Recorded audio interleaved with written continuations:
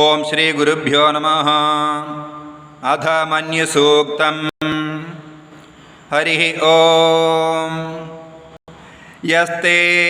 मन्यो वेधद्वज्रसायक सह ओजः पुष्यति विश्वमानुषक साह्यमदा समार्यं त्वया युजा सहस्कृतेन सह सा सहस्वता मन्युरिन्द्रो मन्युरेवास देवो मन्युर्होता वरुणो जातवेदाः मन्युं विष ईळते मानुश्रीर्याः पाहि नो मन्यो तपसा सजोषाः अभीहि मन्यो तव सस्तवीयान् तपसा युजा विजहि शत्रून्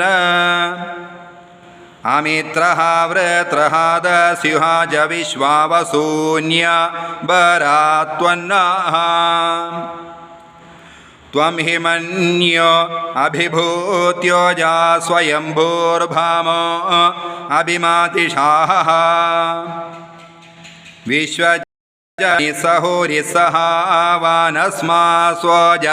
प्रदनासुधेहि अभागसन्नपरेतो अस्मितवक्रत्वा तविषस्य प्रजेतः तन्त्वा मन्यो अक्रतुर्जिहीळाहं स्व तनोर्बलदेयाय मेहि अयं ते अस्म्युपमे ह्यर्वां प्रतीचीन साहुरे विश्वधायः मन्यो वज्रिन्नभिमामाववृत्स्वहना वदस्यो रुदभो व्यापेः अभिप्रेहि दक्षिणतो भवामेधा वृत्राणि जङ्घना बभूरि जुहोमि ते धरुणं मध्वो अग्रमुभा उपांशु प्रथमापि भावा त्वया मन्यो सरधमारुजन्तो हर्षमाणासो दृशितामारुत्वः तिग्मेशव आयुधा अग्निरूपाः अग्निरेव मन्यो द्विषितसहस्वसेनानीर्न सहुरे हूत एधि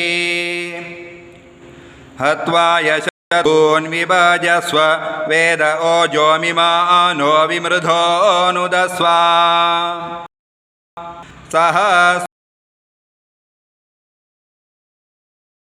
स्वमप्रमृणन् प्रेहि शत्रून् उग्रन्ते पाजो नन्वारुरुद्रे वशीवशं नयस एकजत्वम् एको बहूनामसि मन्यवीळितो विषं विषं युधये संशेषाभि अकृत्वया युजा वयं द्युमन्तं घोषं विजयाय कृण्महे विजेशकृदिन्द्र इव ब्रवोऽस्माकं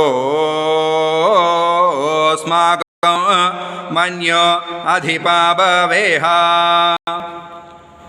प्रियन्ते नाम सहुरे गृह्णीमसि विद्मातमुत्सं यद आबभूथा आभूत्यसायकहो बिभर्ष्य बिभूत उत्तरम् कृत्वा नो मन्यो सह मेद्येधि महाधनस्य पुरुहूत संसृजे संश्रेष्ठं धनमुभयं समाकृतमस्मभ्यं दत्तां वरुणश्च मन्युः वियन्दधाना हृदयेषु शत्रवः पराजितासो अपनिलयन्ताम् ऋषभं मासमानानां सपत्नानां विशासहिं हन्तारं शत्रूणां कृति विराजं गोपतिं गवाम् अहमस्मि सपत्नहेन्द्र इवारिष्टो अक्षतः अध सपत्ना मे पदोरिमे सर्वे अभिष्ठिताः अत्रैव वोऽपि नह्याम्युभे आर्त्नी इव ज्ञया वाचस्पते निषेधेमान् यथामदधरं वदान्न अभिभूरहमागमं विश्वकर्मेण धाम्ना आवश्चित्तमावो व्रतमावोऽहं समीतिन्दते योगक्षेमं व आदायाहं भूयासमुत्तम आवो मूर्धनमक्रमीम् अधस्पदान् व उद्वदत मण्डूका इवोदकान् मण्डूका उदकादिवा ॐ इति मन्युसूक्तम्।